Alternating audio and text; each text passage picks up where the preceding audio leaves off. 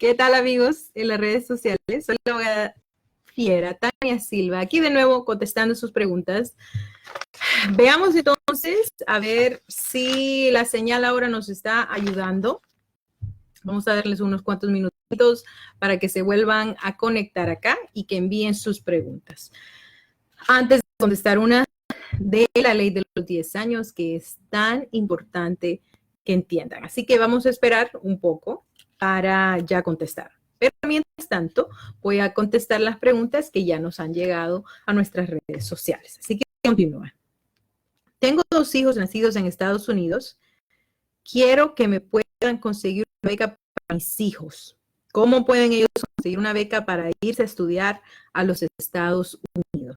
Bueno, el mejor recurso para que sus hijos puedan venir a los Estados Unidos a estudiar con beca es generalmente los consulados de diferentes países en su país. Así que, al menos en mi experiencia, cada consulado, cualquier país de la Unión Europea, Taiwán, por ejemplo, Japón, también tienen muy buenas becas para aquellos estudiantes de buen índice académico. Así que si su muchacho se encuentra fuera de Estados Unidos, pero es muy inteligente, tiene muy buenas habilidades académicas, entonces que se comunique primero con estos consulados, con estas embajadas allí en su país, para explorar cuáles opciones pueden tener. Ahora, otra de las opciones sería también el Ministerio de Educación allí en su país. Muchos, si no es que todos los ministerios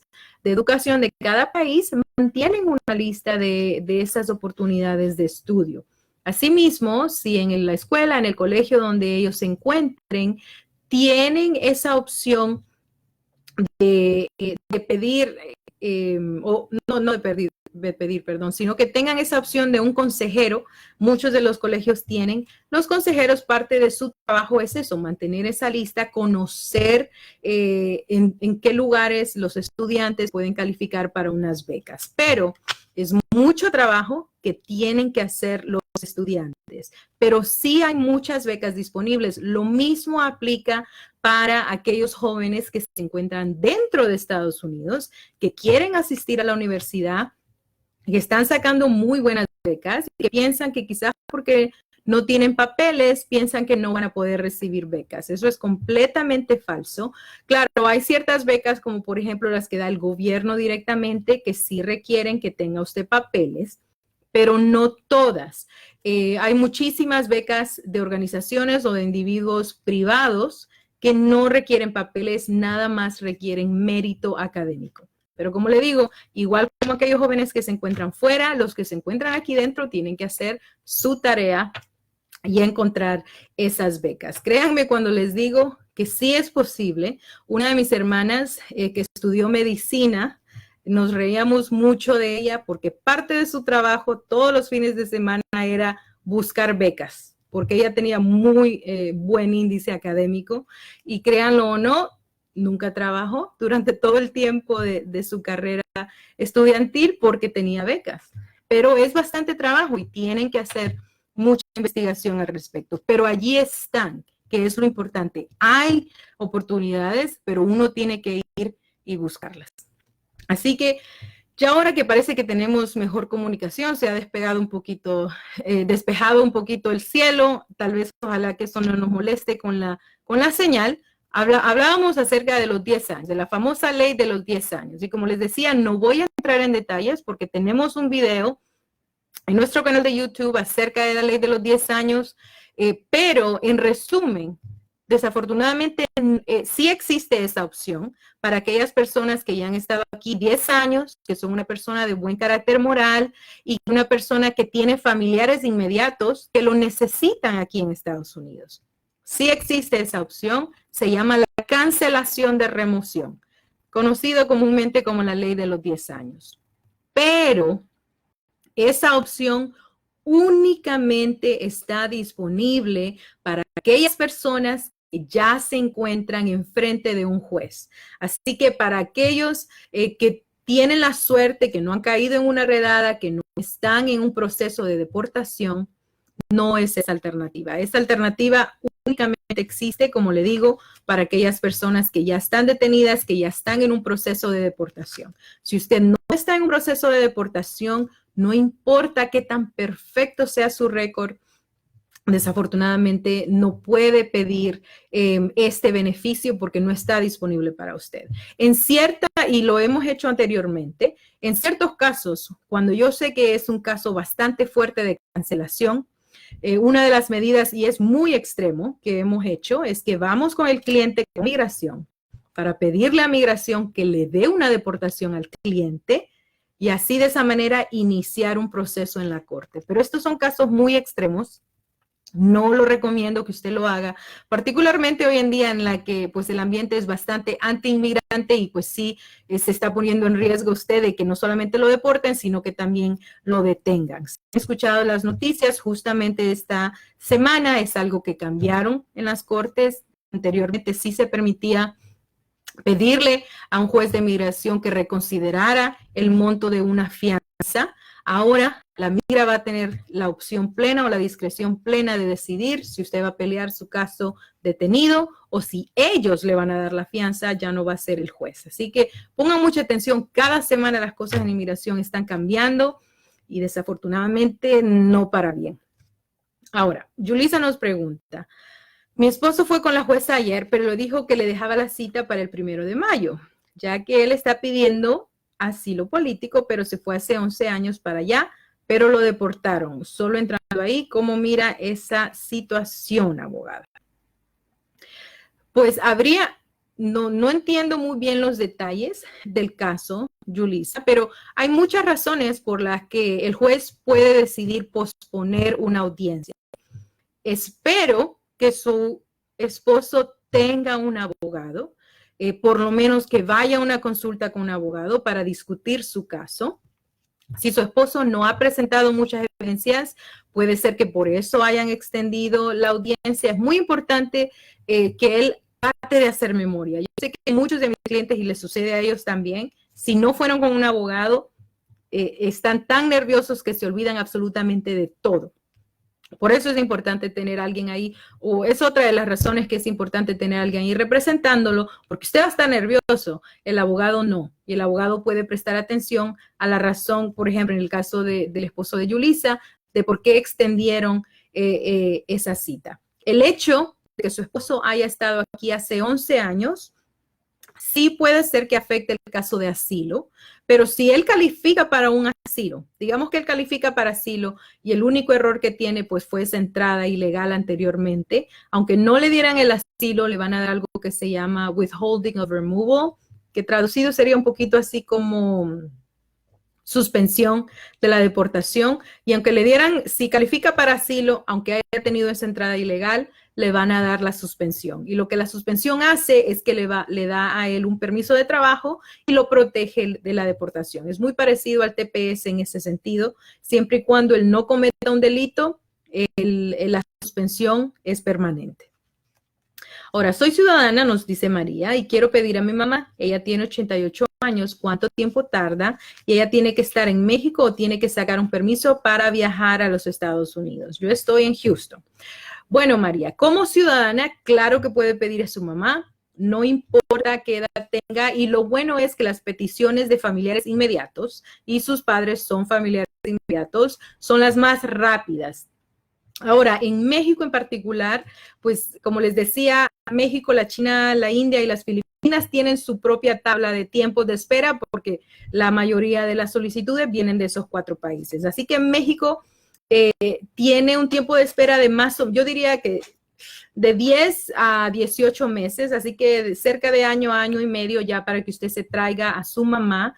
Asumo que su mamá no ha estado acá nunca de manera ilegal y que pues no es una delincuente ni fue delincuente en el pasado. Si es así, comience ya el proceso usted lo comienza desde acá y a su mamá le van a avisar cuándo ella tiene que ir y presentarse a Ciudad Juárez para ya la entrevista en la que ya le den a ella la residencia. Es bastante rápido. Yo sé que un año y medio se escucha como mucho tiempo, pero créanme que para migración eso no es nada. Es el proceso más rápido que tenemos.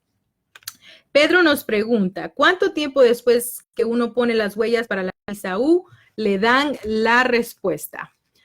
Pedro, me gustaría decirle que es rápido, pero desafortunadamente la visa U tiene ahorita, estamos hablando de tiempos de espera de por lo menos 4 años, en algunos casos cerca de 5 años, así que tiene todavía bastante tiempo de espera, yo diría por lo menos 3 años ya después de tomarse las huellas. No sabemos lo que va a suceder en el futuro. La administración actual no ha mencionado nada de que quieren tocar estas visas, así que lo más seguro es que continúen esos tiempos de espera de 4 a 5 años, desafortunadamente. A ver, continuamos. Si alguien tiene una cita para diciembre y se la adelantan, ¿qué será? Nolvia, nada más que suerte. Desafortunadamente, en algunas situaciones, o al menos, y no sé dónde se encuentra Nolvia, pero el presidente sí está tratando de contratar más jueces de migración. Y esto lo hacen porque las agendas de los jueces de migración están completamente saturadas. Entonces, ya cuando contratan más jueces, pues pueden agilizar muchos de los procesos. Así que si le adelantaron la cita, qué bueno. Asegúrese de que manden toda la evidencia por lo menos 30 días antes, pero no significa que es una garantía de que van a tener la cita ya en diciembre. La Corte tiene discreción plena, así que como se la pueden volver a adelantar, la pueden volver a posponer. Lo importante es, ustedes actúen como que realmente va a ser en diciembre y como le digo, manden la evidencia 30 días antes. No significa nada bueno, no significa nada malo. He tenido situaciones en las que quizás 2 hermanos tienen 2 casos diferentes, pero entraron al mismo tiempo y en uno tenemos ya la cita, ya el juicio final este año y el otro no la tenemos dentro de 2 años. Así que no significa nada, realmente muchas veces es al azar. Nos pregunta Karen, si a mí me han deportado hace 1 año y entro otra vez con una menor, ¿qué riesgos tendría? Bueno, Karen, ya no va a calificar para asilo. Ya una vez que ya tiene la entrada ilegal, no va a calificar para un asilo. Ahora, a la niña, si entra, a la niña por ley la tienen que soltar. Siempre y cuando, eso es muy importante, siempre y cuando haya un adulto que esté calificado, que realmente pueda cuidar a la niña, que migración no sienta que es un riesgo para la menor. Pero esa es a la niña. No significa que a usted la van a soltar con la niña también. Claro, no conozco su caso. Si algo ha cambiado y esta vez usted sí calificaría para un asilo, no le van a dar el asilo, como le mencionaba, pero si hubiese calificado realmente para un asilo, lo que le van a dar va a ser la suspensión, en inglés se llama withholding of removal, que es todavía más difícil de comprobar que un asilo. Así que, pero generalmente si va a calificar, si tiene un caso fuerte de asilo, entonces es más probable que también califique para una suspensión. Pero ya con una entrada ilegal anterior, no estamos hablando de la entrada ilegal con la que pidió asilo, sino cualquier entrada ilegal anterior, va a contar en su contra. A ver. Para las personas que han agarrado papeles de un ciudadano, pueden arreglar, ya han pasado casi 17 años de eso, tiene esperanza de arreglar, tengo esposo ciudadano y 3 hijos iguales. Ana, mire, se lo pongo de esta manera. Ustedes saben que los republicanos y los demócratas nunca se ponen de acuerdo en algo, pero esto es una de las pocas cosas en las que sí se pusieron de acuerdo, en las que cualquier persona que se ha hecho pasar por un ciudadano no puede arreglar papeles. Ahora, si bien es cierto que en la mayoría de los casos, estas personas que o han utilizado papeles de alguien que sea ciudadano o se hicieron pasar por ciudadano cuando les preguntó la persona de aduanas, ¿verdad? Que quizás lo pasó, porque algunas veces no piden papeles, nada más le preguntan, ¿are you a citizen? Y si usted dijo yes, eso es suficiente para que ya no le permitan arreglar papeles de por vida. Pero hay ciertas excepciones. Por ejemplo, si esto sucedió cuando usted era todavía un menor de edad, o por ejemplo, si esto sucedió antes de 1998, que fue cuando hubieron cambios radicales en las leyes de migración, O también si fue hecho bajo amenazas. En algunas situaciones, cuando uno viene con un coyote, los coyotes le dan a uno papeles y a fuerzas uno tiene que tratar de utilizarlos. Así que ese tipo de excepciones, si usted cabe dentro de una de ellas, entonces sí tiene un poquito más de esperanza. Pero si no, si fue nada más que, por ejemplo, la agarraron con papeles de un ciudadano, y créanme que cuando usted dice tengo un seguro y es un seguro chueco y son números inventados, tengan mucho cuidado, porque si no son números inventados y le pertenecen a un ciudadano americano, se pueden meter en problemas gravísimos al respecto. Y como le mencionábamos a Ana, ya no hay perdón para eso. Hay muy pocas excepciones, Ana, pero si califica para una de esas excepciones, pues tiene todavía una esperanza. Mi hija puede pedir a su abuelita. Los ciudadanos desafortunadamente no pueden pedir a sus abuelos, aunque la hayan criado como su hija, no pueden pedirlo. La única manera en la que se puede pedir a un abuelo es si el abuelo lo adoptó a uno y que lo adoptó legalmente. O sea, me refiero a que pasó por todo el proceso de adopción, no solamente que lo inscribió a uno en el registro de las personas, pero si los abuelos lo adoptaron a uno antes de que uno cumpliera los 15 años, muy importante, el proceso debe haber terminado antes de los 15, entonces sí, porque legalmente no son sus abuelos, sino que son sus padres. Pero de lo contrario, lo que ella tiene que hacer es pedir a su mamá o a su papá y que el hijo o la hija pues pidan a la abuela, ya con sus papeles, ya cuando sean ciudadanos, porque únicamente los ciudadanos pueden pedir a sus padres. A ver. ¿Se pueden alargar las cortes de inmigración? Sí, y creo que Mario se refiere a pedir una extensión. Sí se puede pedir una extensión en un par de situaciones, pero muy importante, antes de decirle cuáles son las situaciones, hablemos de las consecuencias de pedir una extensión.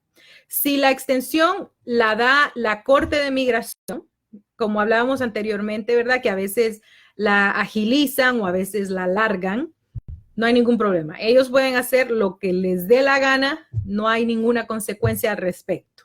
Pero si es usted o su abogado, bueno, si tiene abogado, va a ser su abogado, que solicita esa extensión, la consecuencia principal que va a tener es que le puede afectar su permiso de trabajo. Aquellas personas que ya comenzaron un proceso de asilo ya en la corte, ya una vez usted mete la aplicación de asilo con la corte, allí mismo comienza los abogados le decimos el reloj del permiso de trabajo. Así que ese reloj es de 180 días.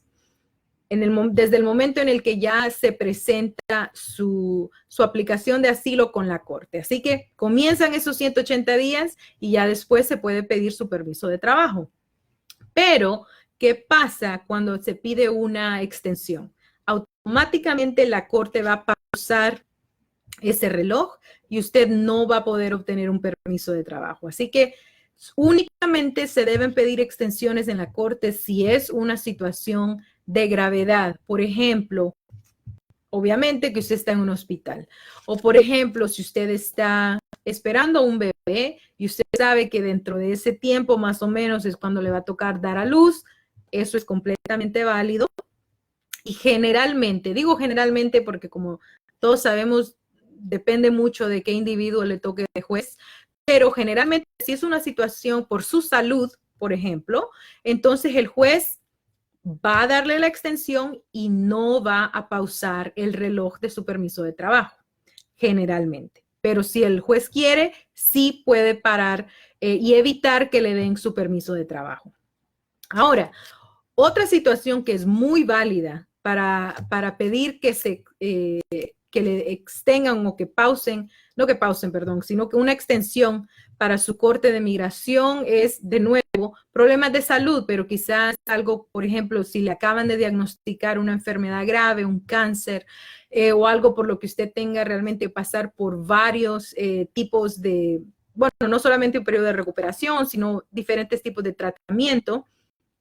Obviamente, esa es una razón válida para pedir una extensión, pero muy importante que en cuanto suceda la situación es cuando se comunican con la corte. Así que en el caso de un embarazo, generalmente pasado el primer trimestre es cuando ya se considera que pues, ya bajan mucho las posibilidades de perder al niño. Entonces ahí es cuando usted ya pudiera mandar a pedir esa extensión. En el caso de una enfermedad grave, en cuanto le den ese diagnóstico, inmediatamente comuníquese con la corte y pida esa extensión para que usted pueda enfocarse en su tratamiento, no en el caso de migración. Algunas veces los abogados, si tenemos algún conflicto, por ejemplo, en mi caso, que yo tengo casos en todo Estados Unidos, así que yo sé si tengo, por ejemplo, una corte en Los Ángeles y me dan otra corte aquí en Houston al mismo tiempo, generalmente me voy a la corte que me dieron primero y a la segunda es a la que le voy a pedir la extensión, dado que ya tenía esa otra corte. Eso también es válido que su abogado pueda hacer. Pero si ya me dice usted, abogada, es que mi hija se va a casar, no es válido. Por muy especial que sea la situación, ese evento no es una razón válida. En mi opinión, no es una razón válida para pedir una extensión. ¿Por qué digo eso? Porque, como les decía anteriormente, nuestras cortes están tan saturadas de casos que el pedir que se tiene que atesorar básicamente esa fecha que le da a la corte. Así que utilice esas extensiones que sí las tiene y sí tiene la posibilidad de pedirlas, pero utilícelas únicamente en casos de gravedad. ¿Qué pasa? Como sucede a menudo, que usted no había contratado un abogado y ahora que se acerca el juicio final ya tiene miedo y ahora sí ya quiere contratar uno. ¿Eso es válido para pedir una extensión? Técnicamente sí, pero en mi experiencia le van a negar su petición de extensión y tiene que ir con el abogado nuevo, esté o no preparado a la corte. Así que eso no es. Por eso siempre aconsejo que contrate a un abogado, no solamente después de haber salido detenido, sino desde antes. Si usted puede, debería de tener, en el mundo perfecto, el mismo abogado que lo preparó para su entrevista del niño creíble, debería de ser el abogado que termina con usted su caso de asilo, porque lo conocemos de principio a fin y podemos defenderlo de esa manera. Pero si no se puede, y que se entiende, entonces asegúrese de contratar a alguien, entreviste a varios abogados hasta que se sienta cómodo con alguien para que lo preparen y dele tiempo al abogado también. Porque dos cosas van a pasar.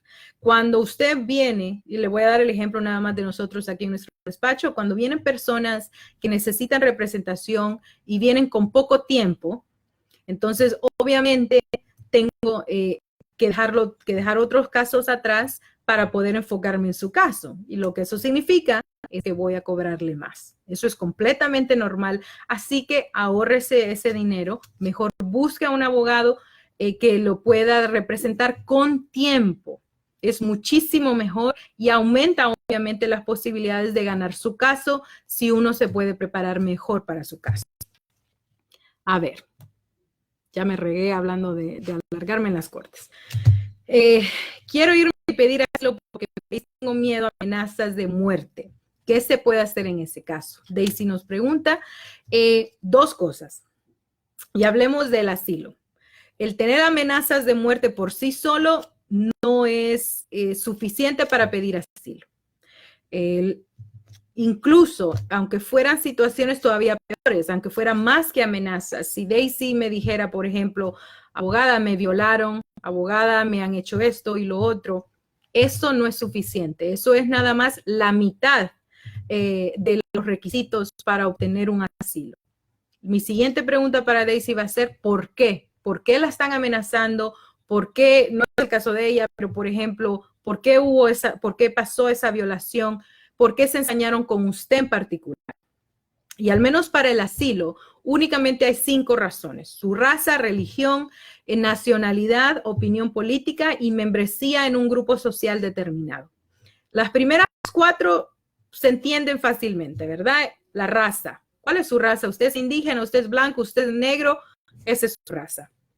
¿Cuál es su religión? ¿Qué es usted? ¿Es adventista del séptimo día? ¿Es evangélico? ¿Es católico? ¿O tiene alguna religión indígena, por ejemplo? Su opinión política, ¿de qué partido es usted? Nacional, liberal, qué sé yo, cualquier tipo de partido al que usted pertenezca. Y su nacionalidad. Algunas veces, por ejemplo, en Venezuela estábamos viendo que aquellos venezolanos con doble nacionalidad, nacionalidad venezolana y estadounidense, estaban sufriendo bastante persecución. Ahora, el quinta rama por la que se puede pedir asilo es si lo han perseguido, lo han acosado, lo han agredido por ser miembro de un grupo social determinado. ¿Qué significa eso? Eso es que usted sea miembro de algún grupo de personas cuyas características se pueden distinguir y que no se le deberían de negar a nadie o no se debería de obligar a nadie a cambiar. Y uno de los principales grupos, que quizás sea el mejor ejemplo, pues es la comunidad LGBTQ, la comunidad homosexual, la comunidad gay o transexual. Porque es un derecho humano y no se les puede obligar a ellos a cambiar quiénes son. Ese es un ejemplo. Otro ejemplo, anteriormente eran aquellas mujeres que habían sufrido de violencia genérica. Desafortunadamente, ya eso ha cambiado y ya no es eso una base para solicitar asilo. Así que hable con su abogado si usted ha salido y su caso de asilo era basado en eso, porque ya no se puede. Anteriormente también era si cuando las maras lo querían reclutar a los jóvenes, ellos calificaban como miembros de un grupo social determinado. Hoy en día ya eso ya no se puede justificar o ya no se puede utilizar como bases para un asilo. Pero, muy importante, solamente porque específicamente eso ya no le pueda dar asilo, no significa que usted no tenga otras posibilidades. Al menos en mi experiencia, les voy a dar ejemplos de mis clientes, aquellas mujeres que las sacamos de los centros de detención porque habían sido víctimas de violencia doméstica, aún así puede que califiquen para asilo dada su opinión política en contra de alguien. Pueden, muchas de ellas, digamos, mis clientas indígenas, el hecho de que eran indígenas también pasó. En el caso de los muchachos que estaban siendo reclutados por las maras, muchos de estos muchachos son muchachos muy buenos, muchachos cristianos. Así que, dada su religión, que es una religión de pacifismo, ¿verdad? Eso también se puede considerar, no solamente religión, sino también opinión política. Lo importante es que usted encuentre un abogado creativo, un abogado que realmente quiera pelear por su caso, no un abogado que, como dice mi mamá, que nada más se rasque la panza y que no haga nada por usted.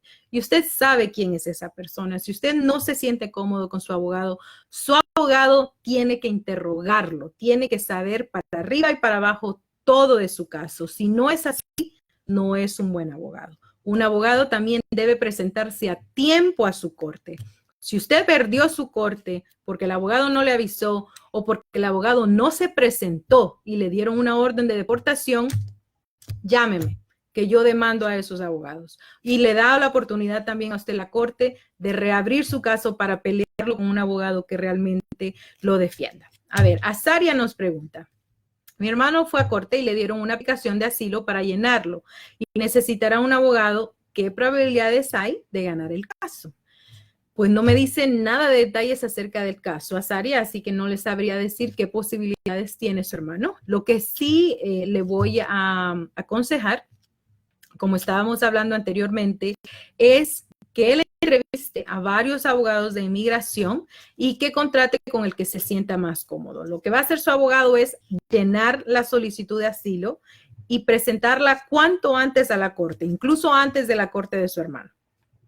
Para que ya comience el reloj de su permiso de trabajo. Ya así en 6 meses, bueno, 180 días, su hermano ya va a poder conseguir el permiso de trabajo.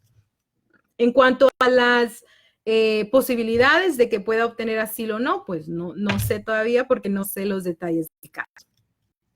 Mi hija puede pedir a su papá, él tiene TPS. ¿Qué documentos necesita? Ella es ciudadana, nació aquí y tiene 21 años. Ya tiene 21 años, asumo, Lourdes, que su muchacha no tiene antecedentes penales graves. Si es así, puede pedir a su papá. Ahora, si el papá se puede quedar aquí o no, o tiene que pasar tiempo de castigo, va a depender de si con el TPS ha pedido ya un permiso de viaje. ¿Qué pasa si el papá, sé que no es usted Lourdes, pero vamos a decir Lourdes, ¿qué pasa si el papá de Lourdes que tiene TPS salió con un permiso de viaje y ya regresó? Entonces la hija va a poder pedirlo, que ya tiene 21 años, va a poder pedirlo desde acá de Estados Unidos. No va a tener que salir. Ahora, ¿qué pasa si el papá con TPS nunca salió de Estados Unidos? La hija de todas formas comienza el proceso a su favor, pero el papá va a tener que salir de Estados Unidos y pasar ese tiempo de castigo antes de que pueda recibir la residencia, a menos que califique para algún perdón. Actualmente el perdón únicamente ve a los padres y a los cónyuges y al cónyuge de, en este caso, pues el señor con TPS. Así que si el papá no, si los papás, ninguno de los papás tiene papeles, su esposa no tiene papeles, entonces va a ser más difícil que él obtenga el perdón. Ahora, si la hija del señor con TPS es militar, completamente diferente, porque hay un perdón especial que le puede ayudar al papá a básicamente a borrar el tiempo de castigo. Hablen con un abogado de inmigración para discutir más en detalle su caso. Pero todo depende. En el caso de los tepecianos, como le dicen, si ya, para los que sí pudieron salir con un permiso de viaje, no nada más que lograron salir y regresaron, que no los agarraron, pero los que salieron con un permiso de viaje y regresaron, es como que si hubieran entrado a Estados Unidos con una visa de turista. Equivale a eso. Entonces, sí se pueden quedar acá y sí los pueden pedir desde acá. A ver, de nada, Lourdes. Janet nos dice, me deportaron en el 2005. ¿Qué posibilidades tengo de que me aprueben una visa? Si estamos hablando de una visa temporal, Janet, como una visa de estudiante o una visa de turista, va a ser bastante difícil, a menos que usted pueda comprobar que tiene solvencia económica. Creo que esta fue una pregunta muy parecida al principio de la programación, que nos preguntaba algo muy parecido. La mayoría de las personas que vienen y se quedan, o al menos así lo ve Estados Unidos, es porque quieren un futuro mejor, quieren trabajar, quieren ahorrar más dinero.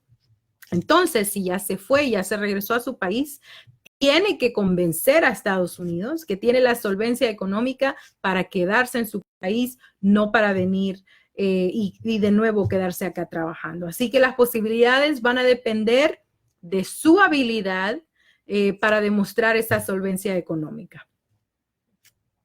Daisy. Ok, estamos hablando del caso de asilo de Daisy. Y de nuevo, Daisy, no es suficiente. Yo sé que ha sufrido una violencia extrema, pero de nuevo, la pregunta tiene que hacerse es esto. Este daño que recibí yo, toda esta agresión, esta violencia que sufrí yo, ¿por qué la sufrí yo específicamente? Si fue un caso de delincuencia común, que en países como Honduras, Guatemala, El Salvador, cualquier persona puede caer víctima de esta violencia tan extrema, no van a calificar para asilo. Pero si se ensañaron con usted específicamente por una de las 5 razones, sea por su raza, sea por su religión, sea por su opinión política, por su nacionalidad, o porque usted pertenece a un grupo en particular, a un grupo social determinado, entonces sí hay posibilidades de que obtenga el asilo. Pero como le digo, el problema o la confusión que existe actualmente y por la que muchas personas se vienen en la caravana, en estas caravanas, ¿verdad? Es porque realmente han sufrido cosas increíbles, que ni usted ni yo nos podemos imaginar lo que han sufrido todos esos individuos. Pero esa es nada más la mitad de los requisitos. Ese sufrimiento, lo que legalmente se llama persecución, esa persecución es nada más la mitad. Para que usted pueda calificar para un asilo, tiene que haber un nexus. Los abogados le decimos nexus, eso significa una conexión, es decir, la razón. Ok, sufrí esto, sí, sufrí de violencia, sufrí de extorsión, me estaban acosando, me violaron, me pegaron, y no tiene que ser nada, solamente algo físico, puede ser algo como no me daban trabajo, En muchos de los casos de mis clientes venezolanos, era algo por su opinión política o por su nacionalidad. Simplemente los ponen en una lista negra en la que no tienen trabajo, en la que no pueden agarrar comida. Eso también es persecución. ¿Y por qué los pusieron en esa lista? A causa de su opinión política o a causa de su nacionalidad. ¿Me explico? Entonces, tiene que haber esa conexión. Si usted puede hacer esa conexión de la violencia que sufrió, del daño que sufrió a una de estas 5 razones, entonces sí tiene posibilidades de obtener asilo. La mejor manera de realmente analizar su caso es que lo haga un abogado de inmigración. Ahora, nos dice Mario, un pariente ganó el asilo político aquí en Houston, tiene los hijos en Honduras, ¿será que los dejan aquí? Sí los trae. Mario, su pariente no tiene que traerse a los niños de manera ilegal, porque si ella ya ganó el asilo, ella le va a dar ese asilo a sus hijos automáticamente. Si los hijos son menores de 21 años y están solteros, ella puede pedirlos y les van a salir los papeles allá en Honduras a los muchachos. Por favor, no se los traigan de manera ilegal y particularmente en este caso que no hay necesidad. Si ya le salió a usted el asilo, le va a dar usted papeles a sus hijos menores de 21 años. Si ya tiene hijos que sean mayores de 21 años, si están solteros, ya cuando ella se haga residente, que va a ser en un año, el asilo se mantiene por un año, después ya se puede pedir la residencia, ya lo puede pedir. Así que no hay necesidad de que se traiga a sus niños de manera ilegal.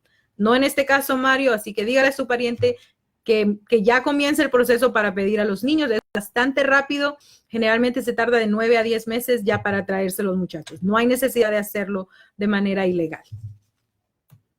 A ver, abogada, antes de venirme a Estados Unidos, como en el 97 o 98 más o menos, no recuerdo bien las fechas, una notaria muy conocida acá en Brownsville me metió papeles para que mi esposo me pidiera. Me pidió papeles, fotos juntos, cartas, pero ya nunca me volvió a decir si entregó todo eso o no, o todavía mi archivo está ahí, ¿cómo puedo checar eso? La mejor manera, no solamente para Ana, sino para cualquiera de ustedes que nos está escuchando, si usted quiere saber realmente si se hizo algo a su favor, es pedir, hacer un pedido de libertad de expresión. No sé si esa sería la traducción correcta, pero es un pedido FOIA, por sus siglas en inglés, Freedom of Information Act. Estos pedidos de FOIA generalmente, bueno, es mejor que los haga un abogado. Lo que nosotros hacemos personalmente es, bueno, a mí me gusta personalmente mandarlo no solamente a una agencia, nosotros lo mandamos a todas para ver exactamente qué es lo que hay y lo que no hay. Así que, Laura, si sí metieron alguna solicitud a su favor, va a aparecer ahí. Si no hay nada, pues nos van a decir eso también. Mucho cuidado en aquel entonces, tipo los 90, los 2000, a principios de los 2000, había mucho fraude, así que quiere averiguar eso también, porque muchos de los notarios, particularmente en ciudades o pueblos ahí cerca de la frontera, hubo mucho fraude con notarios, con carteras, así que tengan mucho cuidado con eso. Pero si usted hace esa petición, es la petición de FOIA, F-O-I-A, y hágala con diferentes agencias para averiguar exactamente qué es lo que tiene su expediente de migración.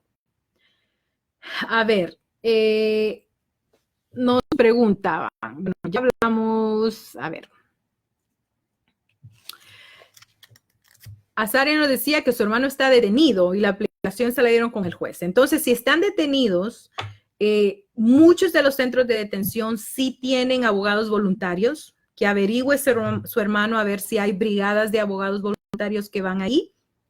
Si no, va a tener él que pedirle ayuda a alguien que hable inglés para llenar esa solicitud, pero sí es muy importante que la llene y que se la presente al juez cuanto antes, Azaria, y particularmente si está detenido. Lo primero, como siempre, yo recomiendo, si están detenidos, que pregunten si hay abogados voluntarios en ese centro de detención, porque si los hay, pues qué bien, se van a ahorrar ese dinero y van a poder llenar la solicitud de manera correcta, pero de lo contrario, o que le ayude a alguien allí en migración, si no, van a tener que contratar a alguien si él no puede llenarla, porque sí es muy importante que esté llenada correctamente.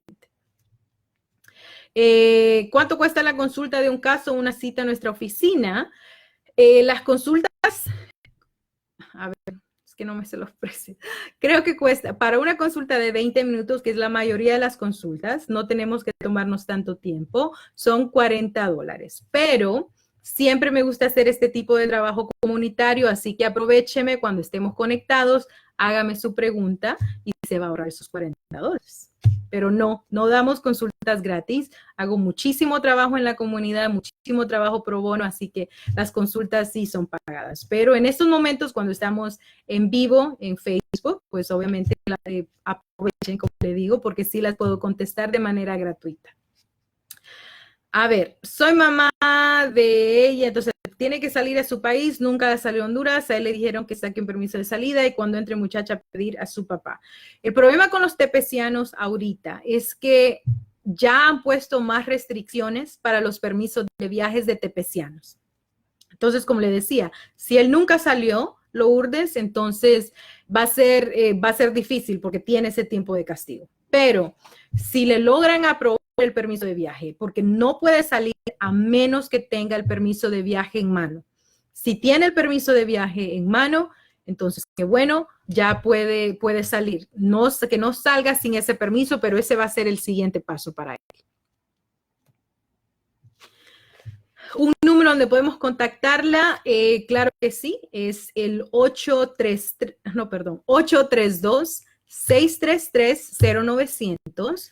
O si nos están sintonizando de cualquier parte de Estados Unidos o del mundo realmente, es el 877-301-2525. Si usted está fuera del país, entonces la línea de WhatsApp es el 832-633-0900. Y mi oficina principal se encuentra aquí en Houston, Texas, pero sí tengo una oficina satélite también en Los Ángeles.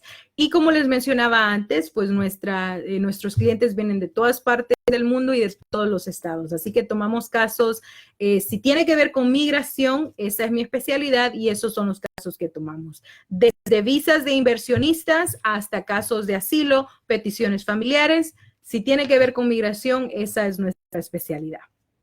Bueno.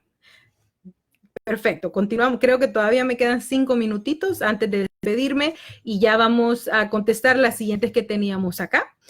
Nos preguntan, si mi hijo es norteamericano y tiene una discapacidad, ¿me pueden dar papeles? Eso por sí solo no le garantiza que le van a dar papeles, pero como hablábamos anteriormente, si usted va cayendo en una redada, y ya va a estar enfrente de un juez de migración, entonces ahí sí podemos hablar de la cancelación, es decir, de la ley de los 10 años, ¿verdad? Porque su hijo, siendo un pariente estadounidense y discapacitado, y usted se encarga de él, pues obviamente necesita que usted se quede en Estados Unidos. Pero de nuevo, esta alternativa únicamente está disponible para aquellas personas que ya están en proceso de deportación en una corte. No se puede pedir mientras usted esté afuera y también no recomiendo que usted vaya y se entregue. Como le explicaba anteriormente, yo diría que creo que la última vez que hice fue hace 3 años, en las que, y casi siempre fueron mujeres las que aceptaron hacer esto. Llevamos a la señora a migración, básicamente se confesaba que teníamos a alguien indocumentado y la migra le daba la orden de deportación. Ellos saben que si alguien va y se reporta con un abogado es porque seguramente estamos buscando la cancelación. Estamos buscando ir y pelear su caso en frente de un juez. Hoy en día, dada la situación tan anti-inmigrante o el carácter tan anti-inmigrante de esta administración, no recomiendo que se haga esa opción, pero si va cayendo en una redada, pues es una nueva puerta, una nueva alternativa que ya van a tener, pero no lo recomiendo.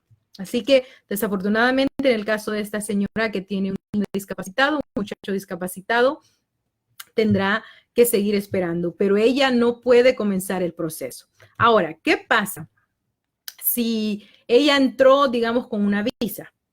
o si tenía TPS y viajó con un permiso de viaje y regresó. Y tiene un muchacho que está discapacitado, pero que puede tomar decisiones. Hay muchas personas con discapacidad que sí tienen la habilidad de tomar decisiones. Entonces, cuando ya este joven cumple los 21 años, él claro que puede llenar una solicitud a favor de su mamá. No tiene que esperarse a llegar al punto de que ella vaya a ser deportada. Puede comenzar. Una persona con discapacidades, claro que sí puede pedir a sus padres también. Ahora, tengo una consulta. Me deportaron en el 2013, entré ilegalmente por McAllen y me deportaron en 5 días. Mi pregunta es si puedo optar a una visa no inmigrante hoy que tengo mejores condiciones acá en mi país. Bueno, ya pasaron 6 años de su deportación. Si su situación económica realmente ha mejorado radicalmente y usted sí puede demostrar esa solvencia económica, entonces va a poder demostrar arraigo. No nos especifican por qué lo deportaron. Si lo deportaron por algún delito, habría también que examinar qué tipo de delito fue, porque eso puede afectar su caso. Pero si no fue por un delito, entonces demostrando esa solvencia económica es como usted va a poder demostrar el arraigo.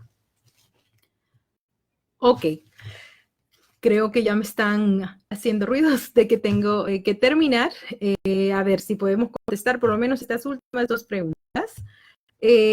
La visa U, como mencionamos anteriormente, el tiempo de espera, Verito, va a ser de 4 a 5 años. Técnicamente 3 años y medio a 5 años el tiempo de espera. Es bastante largo ahorita para la visa U. Pero mientras esté en proceso, no lo pueden deportar. Usted está protegido de la deportación a menos que cometa un delito. Si tengo que renovar la visa de mis hijos, es cierto que ya no hay que ir a la embajada, que los documentos se mandan por correo.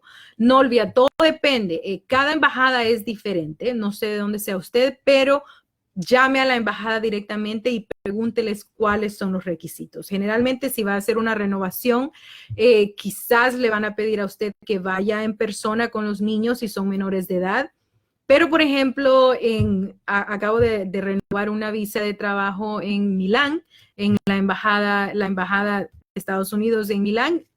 No requirieron la presencia de mi cliente, nada más pidieron, exactamente como nos menciona usted, que se manden los documentos por correo. Pero recibimos expresamente esa notificación de la embajada. Así que no los manden ni se los dé a cualquiera sus papeles. Asegúrese de tener confirmación de la embajada antes de mandar cualquier tipo de documentos por correo.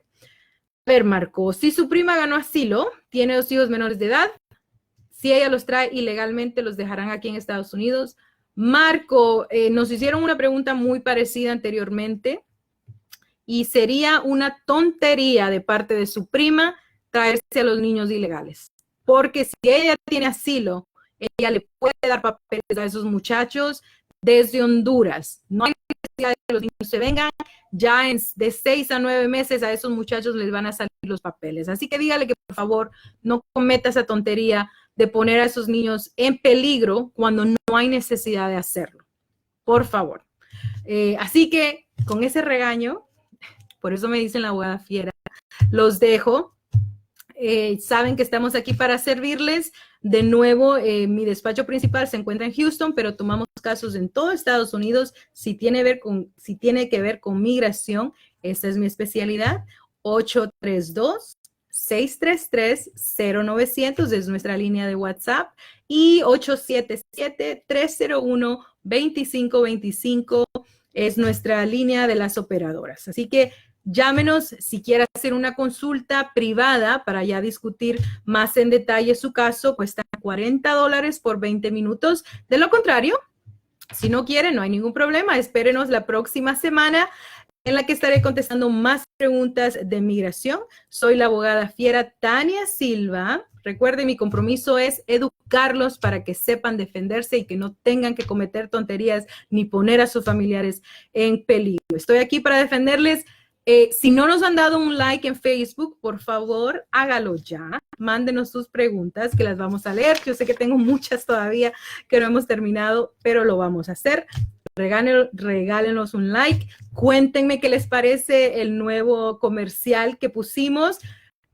Según ya lo vieron por televisión, pero lo pusimos también aquí para aquellos que no tengan televisión local, que quizás tengan solo cable, que creo que en cable no va a aparecer hasta el otro mes. Pero estamos aquí para servirles. De nuevo, soy la abogada Tania Silva, su abogada fiera. Que tengan muy buen día, muy fin de semana. Para mi gente judía, que disfruten de las Pascuas. Para mis clientes cristianos, que disfruten de las Pascuas de este Jueves Santo, Viernes Santo. Y pues disfruten estos días tan especiales. Estaremos con ustedes de nuevo la próxima semana. Dios mediante.